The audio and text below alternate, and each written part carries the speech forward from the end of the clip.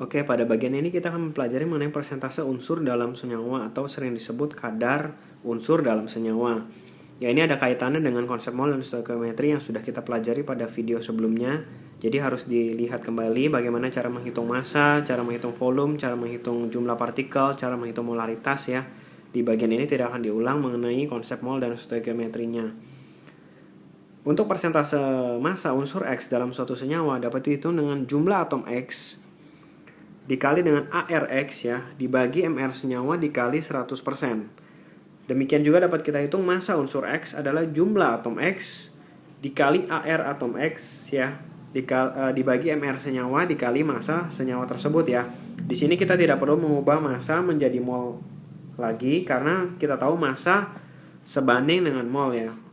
Dikali AR atau mol dikali dengan MR. Jadi kita dapat langsung hitung dengan MR, perbandingan antara AR dan MR-nya itu sudah dapat mewakili persentase unsur X dalam suatu senyawa. Di sini ada dua contoh soal. Yang pertama, tentukan persentase unsur Fe dalam Fe2SO4 3 kali. Ya, pertama-tama kita harus menghitung dulu MR ya dari Fe2SO4 3 kali. Di mana Fe-nya ada 2, jadi 2 kali AR Fe ya. Cara menghitung MR adalah jumlah AR dari masing-masing atomnya dikalikan jumlah atomnya ya. 2 kali AR Fe tambah 3 kali AR-nya S ditambah dengan 12 kali AR-nya O ya. Di sini sudah diketahui AR dari Fe ya 2 kali 56 ditambah AR dari S adalah 32 ya. 3 kali 32 ditambah AR dari O adalah 16, 2 kali 16 ya. Kalau di sini kita hitung total MR dari Fe2SO4 3 kali adalah 400. Nah, dapat kita hitung persentase Fe di dalam Fe2SO4 3 kali, yaitu jumlah atom Fe-nya di sini adalah 2 dikali AR Fe-nya adalah 56 ya. Dibagi dengan MR totalnya adalah 400, kita kali dengan 100% ya. Dapat dihitung hasilnya adalah 28%. Jadi tanpa kita perlu tahu Fe2SO4 3 kali massa totalnya berapa, massa Fe-nya berapa, kita langsung dapat menghitung persentase unsur Fe dalam suatu senyawa. Untuk soal yang kedua diketahui massa C2H6 60 gram. Tentukanlah massa H di dalam C2H6 ya. Ini juga mirip.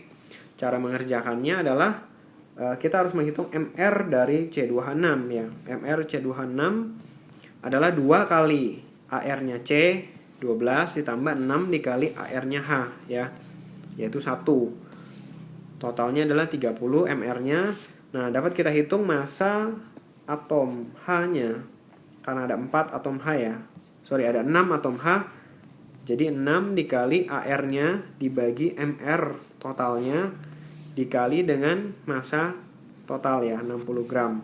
Dapat dihitung di sini adalah 12 gram ya.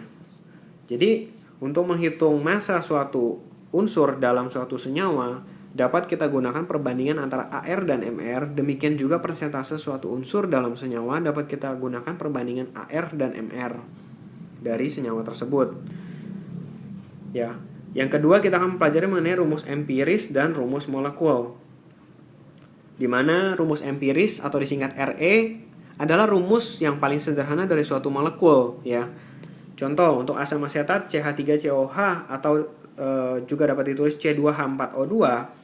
Di sini perbandingan CH dan O dapat kita perkecil menjadi CH2O ya. Perbandingannya dapat kita perkecil menjadi 1:2:1 sehingga rumus empirisnya adalah CH2O.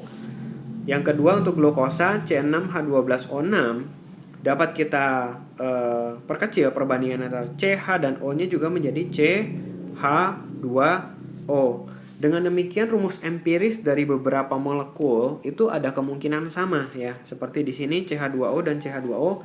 Jadi rumus empiris dari beberapa molekul itu ada kemungkinan sama, tetapi rumus molekul sudah pasti beda ya. Di sini ada cara menentukan rumus empiris. Yang pertama adalah cari jumlah mol masing-masing dari suatu unsurnya, kemudian kita sederhanakan perbandingan mol dari unsur tersebut ya. Contohnya, dalam 3 gram suatu senyawa karbon terdapat 1,2 gram karbon, 0,2 gram hidrogen, dan sisanya oksigen. Berarti kita harus hitung dulu massa dari oksigen di dalam senyawa ini ya. Baru kita dapat menentukan rumus empirisnya. Ya, dapat kita hitung massa dari hidrogennya adalah 3 gram. Ya, massa hidrogen adalah 3 gram, kita kurang dengan massanya karbon 1,2 gram dikurang massanya hidrogen ya. Sorry, maksudnya kita menghitung massa dari oksigen ya, karena yang belum diketahui di sini adalah oksigen. Massa oksigen dihitung dari 3 dikurang 1,2 dikurang 0,2 yaitu 1,6 gram ya. Jadi kita harus menghitung dulu massa dari masing-masing unsur di dalam suatu senyawa karbon ini ya. Kita tidak tahu senyawa karbonnya rumusnya apa, dapat kita hitung perbandingan molnya ya.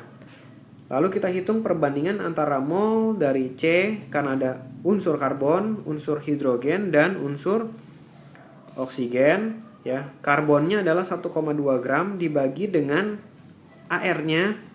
Lalu hidrogen 0,2 gram dibagi juga dengan AR-nya.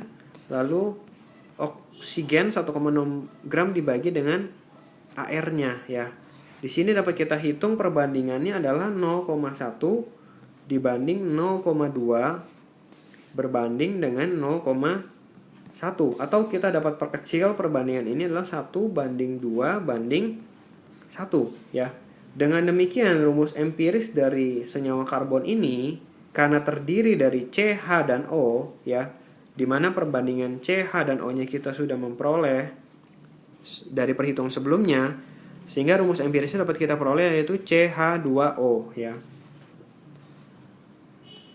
Yang selanjutnya rumus molekul adalah kelipatan dari bilangan bulat ya, dari rumus empiris ya. Rumus molekul adalah rumus sebenarnya dari suatu senyawa ya.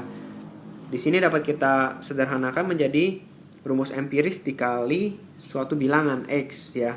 Contohnya adalah suatu senyawa dengan rumus empiris CH2O memiliki MR60 ya. Tentukanlah rumus molekulnya.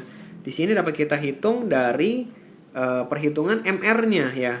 Karena MR dari suatu molekul itu adalah kelipatan bilangan bulat dari MR rumus empirisnya ya.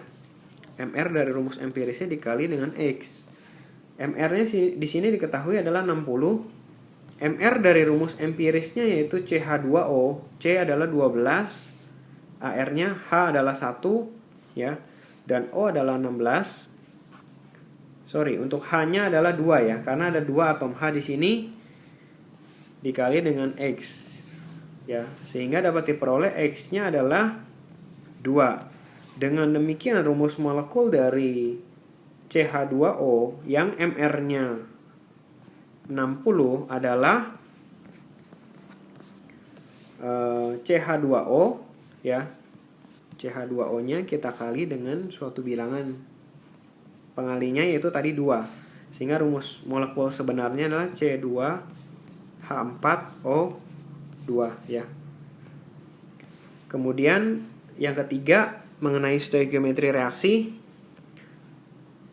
Di sini sudah masuk ke dalam persamaan reaksi ya. Jadi persamaan reaksi ini dapat kita hitung jumlah mol dari senyawa-senyawa yang ditanya atau yang kita ingin ketahui ya. Di mana jumlah mol yang ditanya itu adalah perbandingan antara koefisien zat yang ditanya dengan koefisien zat yang diketahui dikali jumlah mol zat yang diketahui.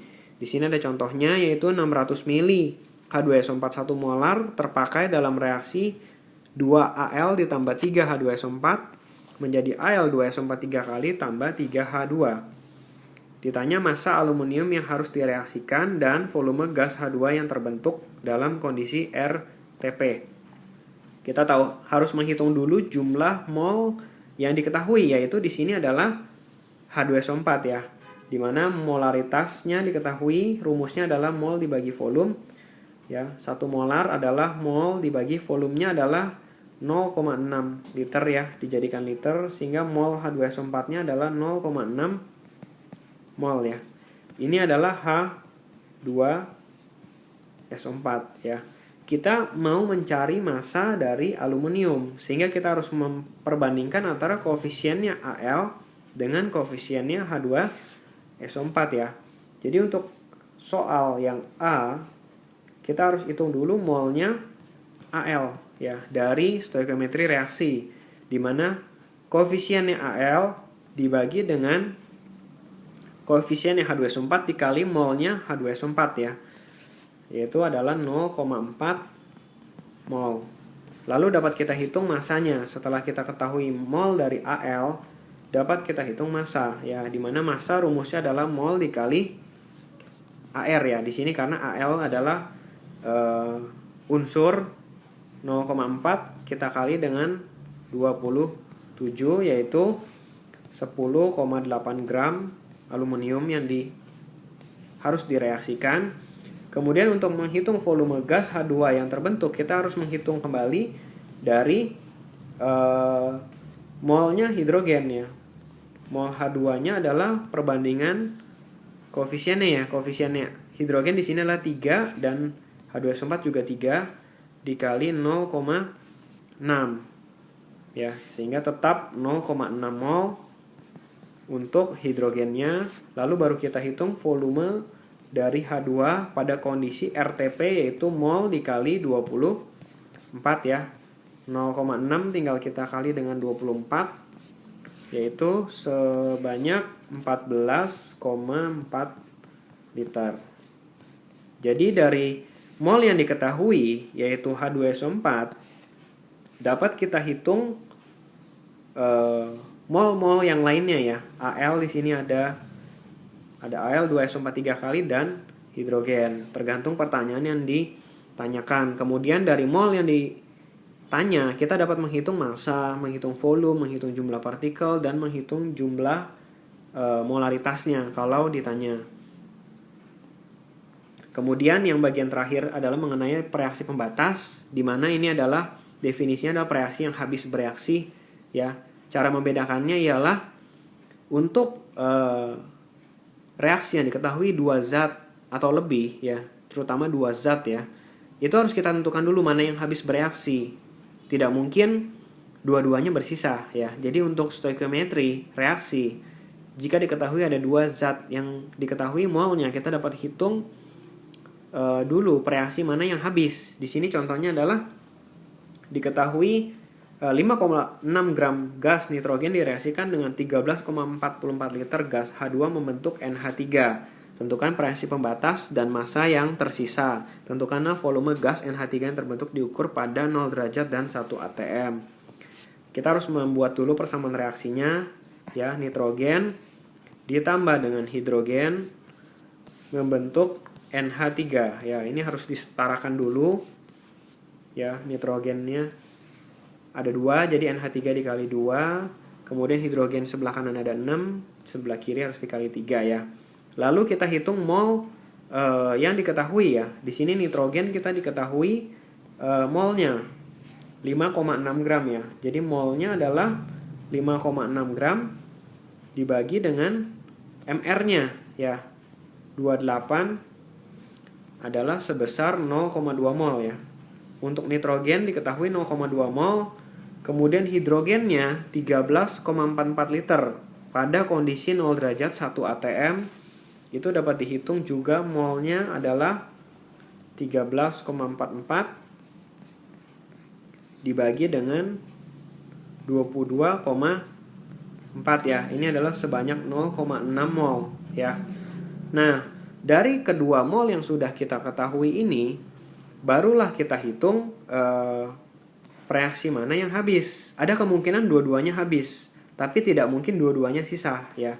Biasanya kita buat dalam kolom mula-mula reaksi dan sisa ya, dimana nitrogennya 0,2 mol yang diketahui, kemudian hidrogennya 0,6 mol.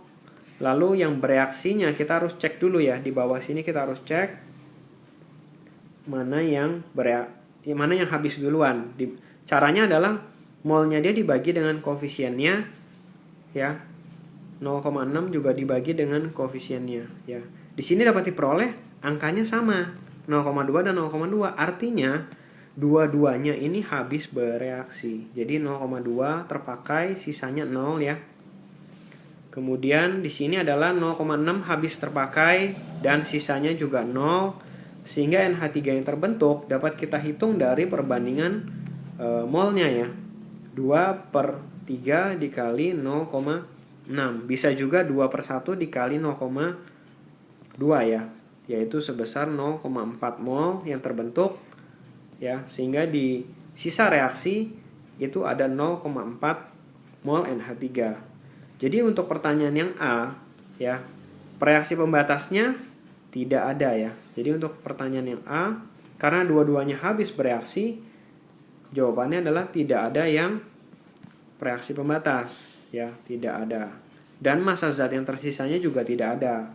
Nah, untuk yang B dapat kita hitung volume gas NH3 yang terbentuk dari N dikali 22,4, di mana molnya adalah 0,4 kita kali dengan 22,4, yaitu sebesar 8,96 liter ya yang terbentuk. Jadi perhatikan di sini untuk soal reaksi pembatas ya, pasti diketahui ada dua zat yang diketahui ya. Dua zat itu pasti diketahui molnya, atau dapat kita hitung molnya ya. Mol diketahui, dua zat molnya diketahui. Untuk stoikiometri yang biasa, yang soal sebelumnya, itu hanya salah satu zat aja di dalam reaksi tersebut yang diketahui, dapat kita hitung langsung mol dari zat yang lainnya dengan perbandingan koefisien. Tapi untuk reaksi pembatas harus dianalisa dulu, ada dua yang diketahui biasanya. Lalu kita harus cek dulu mana yang habis ya. Di sini kebetulan dua-duanya habis karena perbandingannya sama. Kalau salah satunya yang lebih kecil, itu yang habis pasti. Mirip dengan cara menghitung hukum perbandingan tetap pada hukum dasar kimia ya. Jadi intinya yang perbandingan yang kecil ini yang akan habis. Kalau seandainya ada soal lain, perbandingan yang kecil yang habis ya. Sudah diketahui yang kecilnya yang mana, langsung kita turunkan ke dalam baris reaksi ya. Lalu sisanya pasti 0. Sebelah-sebelahnya di baris reaksi sini dapat dihitung pakai perbandingan koefisien ya. Yang ditanya di bagian diketahui dikali yang diketahui. Dengan demikian dapat kita peroleh sisanya dari suatu zat yang lainnya, dan dapat diperoleh juga hasil produk yang diinginkan.